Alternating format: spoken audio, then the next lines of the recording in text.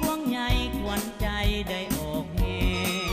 สาวคอนแก่นสาวผมเล่าเป็นตาแพงสาวแสนคนแก้มแดงก่อนคำหอยกล้วยงามซึ้งใจ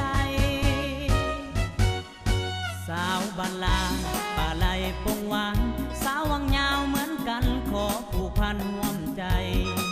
เห็นของเมืองน้ำยางสามลินไหลนี่ละคือน้ำใจสาวภาษาสามัคคีห่วมแห่งห่วมใจห่วมพลังเพื่อสร้างความมุ่งหวังให้ได้ดังคาดหมายให้พื้นดินที่นี้เป็นนากว้างใหญ่นาปีนาแสงก็ได้เห็ดนาได้สองละดูสาวล่องยางน้ำใจสดใสเปรียบน้ำยางลินไหลใสเย็นตลอดปีหากนั้นได้มาเป็นเคยที่นี่คงสุขสมหรือดีขอฝากชีวิตกับสาวล่องยาง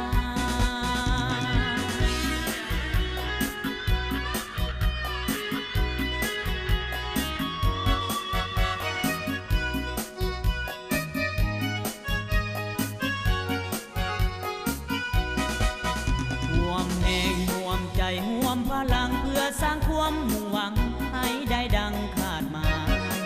ให้พื้นดินที่นี้เป็นนากว้างใหญ่นาปีนาแสงก็ได้เห็ดนาได้สองละดูสาวล่องยางน้ำใจสดใสเปรียบน้ำยางลินไหลใสเย็นตลอดปี